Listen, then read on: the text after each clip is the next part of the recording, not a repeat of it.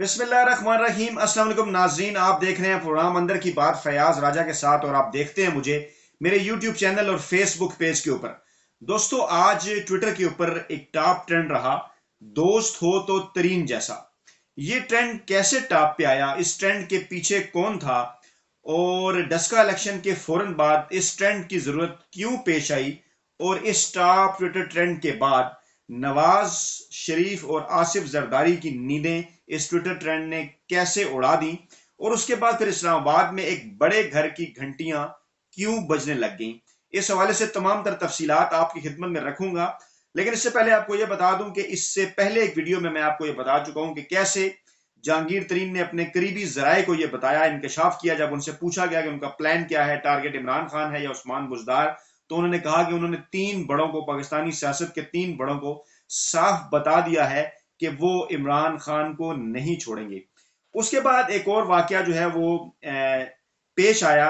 और उसी महफिल के अंदर उसी वाले से कुछ मजीद इंकशाफात करने जा रहा हूं कि जहांगीर तरीन से जब उनके कुछ करीबी दोस्तों ने मजीद इस हवाले से उन्हें जो है वो खरीदने की कोशिश की, उनके सियासी सफर के बारे में जाना और उनसे ये पूछने की कोशिश की कि बिलाखिर उनके इरादे क्या हैं, तो उनमें से चंद अपने करीबी दोस्तों के साथ जो है वो जहांगीर तरीन ने कुछ अहम तरीन बातें जो है वो शेयर की और इसी दौरान उन्होंने अपनी सियासी जिंदगी के हवाले से भी कुछ चीजें उनके साथ शेयर की। उन्होंने बताया कि वो पाकिस्तान तहरीक इंसाफ में कैसे आए और उनका मुस्तकबिल के हवाले से क्या प्लान है। उस हवाले से कुछ तफसीलात जो है वो आपके सामने रखने जा रहा हूं। आपकी कुछ मालूमात के लिए कुछ चीजें आपके सामने सबसे पहले तो ये रख दें कि जहांगीर तरीन जो है वो इमरान खान से एक साल छोटे हैं। 1953 में जहांगीर तरीन जो है वो पैदा हुए और फार्बन के क्रिश्चियन कॉलेज जो है लाहौर, वहां से उन्होंने ग्रेजुएशन की और इसके साथ बाद में फिर जो है वो यूनिवर्सिटी ऑफ कैरोलिना से उन्होंने एमबीए किया।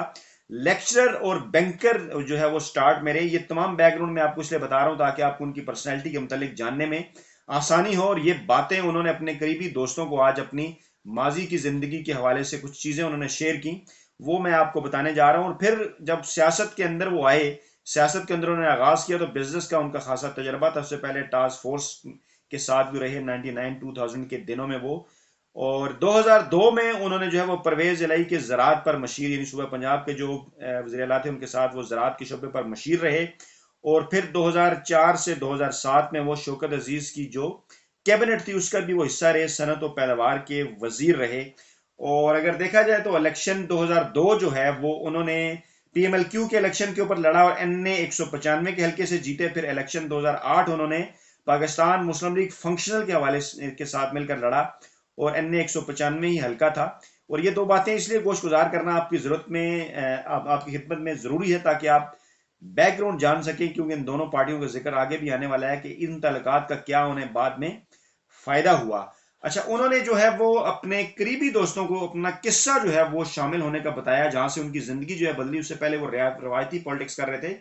ये जो है वो मई 2011 का वाकया है, जब जो है वो असामा बिन लादेन का वाकया पाकिस्तान में एबटाबाद में पेश आया। अमेरिकी कमांडोज ने जहां हमला किया और उस वक्त वो जो है वो मुल्क से बाहर थे। और जहांगीर तरीन ने अपने दोस्तों को बताया कि वो दिन था कि जब उनकी जिंदगी जो है वो बदल गई। और उन्होंने कहा कि वो पहला वक्त था जब उन्हें जाती तौर पे गुस्सा आया पाकिस्तानी हुक्मरानों के ऊपर कि किस तरह से पाकिस्तानी हुक्मरान जो है वो अमरीकी हुक्मरानों के सामने उनका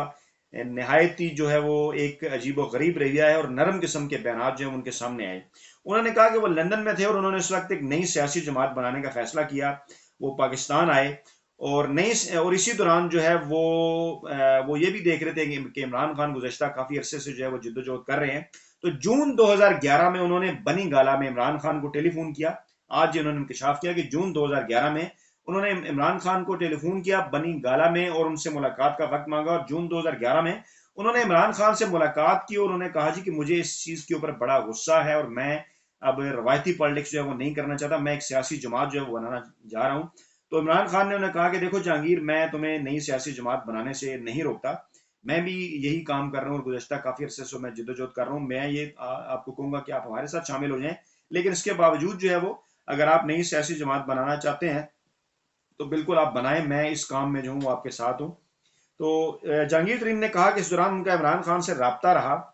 और फिर 30 अक्टूबर 2011 का लाहौर का जलसा आया और इस जलसे के अंदर उन्होंने देखा कि बड़ी तादाद में जो है वो लोग इमरान खान के लिए निकले और इमरान खान को उन्होंने जो है वो जिस तरह से मोहब्बत और प्यार दिया, उसके बाद उन्होंने उनके कुछ दोस्तों ने मिलकर यह फैसला किया कि अब वक्त आ गया कि पाकिस्तान की रवायती पॉलिटिक्स को छोड़ के जो है वो इमरान खान को ज्वाइन किया जाए।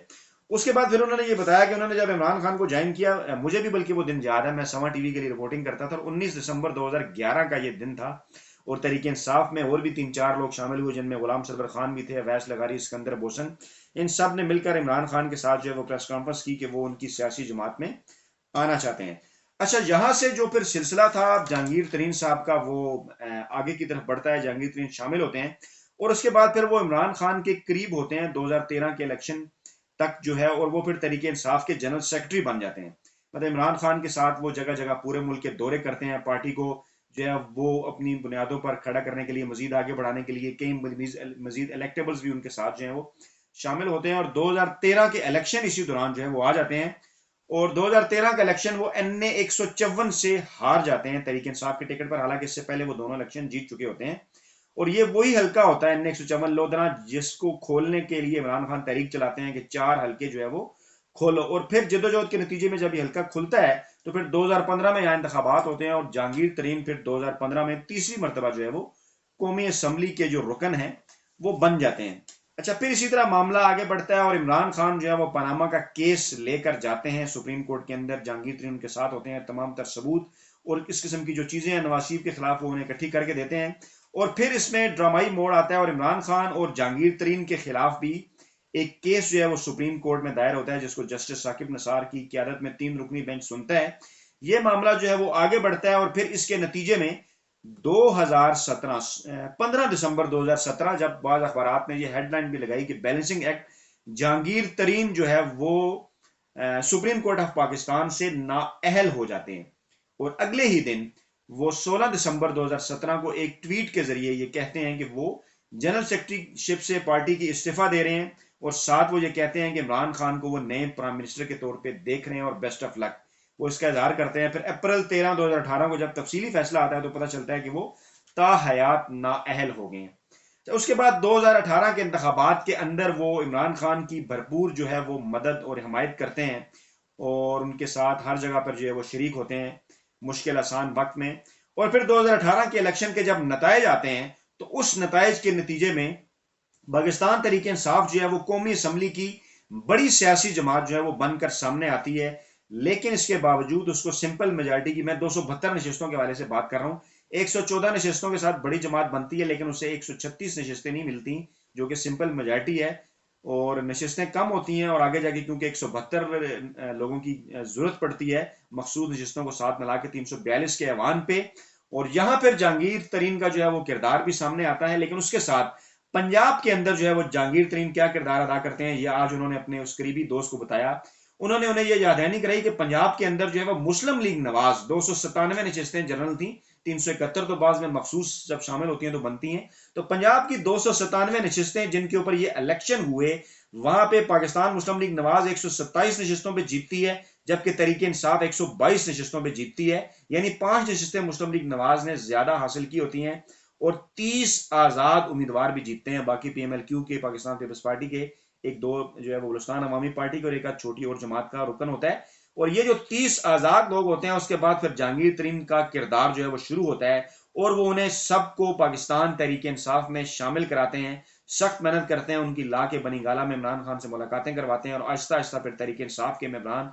अरकान की जो तादाद है वो बढ़ती है, और बिल आखिर वो नंबर गोल्डन हासिल कर लेते हैं, जिसके लिए पंजाब हुकूमत साजी के लिए जो लोग चाहिए होते हैं। हालांकि इससे पहले नून लीग हुकूमत साजी का ऐलान कर चुकी होती है, लेकिन जहांगीर तरीन का रोल यहाँ पर बड़ा इंपॉर्टेंट था। मैं आपको एक सारा बैकग्राउंड बता रहा हूँ, उसके बाद फिर उसकी तरफ आते हैं कि ताजा तरीन क्या वाकया हुआ। और फिर कौमी असम्बली के अंदर जो है वो इमरान खान के जो इत्तेहादी हैं, पाकिस्तान मुस्लिम लीग काफ, पाकिस्तान मुस्लिम लीग फे, मुत्तहिदा कौमी मूवमेंट, BNP मैंगल, इन तमाम के साथ मुलाकातें जहांगीर तरीन करते हैं वफ की सूरत में उनके पास जाके, और उसके बाद उनकी इमरान खान से मुलाकातें करवाते हैं, और इस तरह से वो इमरान खान के एलाइज बन जाते हैं, और फिर इमरान खान पाकिस्तान के वज़ीर आज़म मुंतखब होते हैं। और इसके बावजूद जो है वो जहांगीर तरीन का किरदार रोल खत्म नहीं होता। खैर, बाद में फिर जो दूरियां पैदा हुई उनके मुतालिक आप जानते हैं, लेकिन अब ताज़ा तरीन इतलात ये है कि आज जब ये खबर फिर एक मरतबा बाहर निकली, और उसके बाद ये सोशल मीडिया के ऊपर जब टॉप ट्विटर ट्रेंड ये बन गया, जिसके अंदर पाकिस्तान तहरीक इंसाफ के पुराने कारकुनान भी शामिल थे, और जहांगीर खान तरीन की टीम के लोग, जो जेके टीम जो कहलाती है उसके लोग भी थे, ट्विटर के ऊपर ये ट्रेंड हुआ और ट्रेंड को मैंने बड़े गौर से देखा और इसमें ऐसे कई लोग शामिल थे जो पाकिस्तान तहरीक इंसाफ को शुरू से सपोर्ट कर रहे हैं। और उन्होंने जब ये ट्रेंड बनाया कि दोस्त हो तरीन जैसा, तो उसके बाद फिर जरदारी और नवाज शरीफ का कैंप, जो कि पीडीएम के बिखरने के बाद अब तमाम तर उम्मीदें वो जहांगीर तरीन से लगाए बैठे हैं, उनकी मायूसी की इंतहा जो है वो नहीं रही, उनकी नींदें जो है वो उड़ गई। और रात गए तक आज जो है वो ये इतलात थी कि वो इस्लामाबाद का एक घर, जहां पर सेनेट इलेक्शन से पहले भी वोट खरीदने के हवाले से कुछ कोशिशें होती नहीं, मैंने आपको अपनी एक वीडियो में बताया था, पाकिस्तान तहरीक इंसाफ के वोट तोड़ने के लिए उस वक्त भी जो है वो जहांगीर तरीन से राब्ते किए गए, लेकिन उन्होंने इनकार कर दिया। तो आज भी उस बड़े घर में फिर घंटियां बजना शुरू हो गई और ये पूछा जाने लगा कि जहांगीर तरीन ने वाकई अपने ये करीबी जराये से बात की है और अपनी सारी सियासी स्ट्रगल जो है उनके सामने रखी है और बताया है कि मैं एक सियासी जमात को, जो कि मैंने वज़ीर-ए-आज़म पाकिस्तान इमरान खान के साथ मिलकर जिसके लिए बड़ी मेहनत की, और मैं तो अब सियासी तौर पे नाअहल हूं, मैं कोई सियासी उधर रख भी नहीं सकता, अपने बेटे को भी सियासत में नहीं लाना चाहता, मेरी कोई मुकासत नहीं है। और फिर उन्होंने एक और अहम बात की, उन्होंने कहा कि डस्का इलेक्शन जो पीटीआई हारी है उसके बाद मुझे फील हुआ है कि अभी मेरा मजीद काम रहता है पंजाब के अंदर तहरीक इंसाफ के हवाले से, और मैं उसके लिए काम करूंगा और आइंदा आने वाले इलेक्शन के लिए भी करूंगा। जिसके बाद जो है वो मायूसी फैली, जरदारी नवाज शरीफ कैंप में घंटियां इस्लामाबाद के घर की बजी और उसके बाद उन्होंने कहा कि अब हमें किसी एक नए ऑप्शन के ऊपर जाना चाहिए, क्योंकि जो जहांगीर तरीन वाला ऑप्शन है वो भी हमारे हाथ नहीं रहा। और पीडीएम के बिखरने के बाद अब जहांगीर तरीन से जो उन्होंने उम्मीदें लगाई थी, उसके बाद आज कुछ बदले बदले से मेरे सरकार नजर आए। एहसन इकबाल का बयान आया कि हम किसी को कंधा नहीं देंगे और इसी किस्म की बाकी चीजें, कि जब उनकी तमाम तर उम्मीदें जो है वो जहांगीर तरीन से भी खत्म होगी। तो नाज़रीन, ये लेटेस्ट डेवलपमेंट थी, मैंने कहा आपसे शेयर करूं। आपका फीडबैक कमेंट बॉक्स में जरूर चाहिए। नई वीडियो के साथ जल्द आपकी खिदमत में हाजिर होऊंगा। अपना बहुत ख्याल रखिएगा। अल्लाह हाफिज।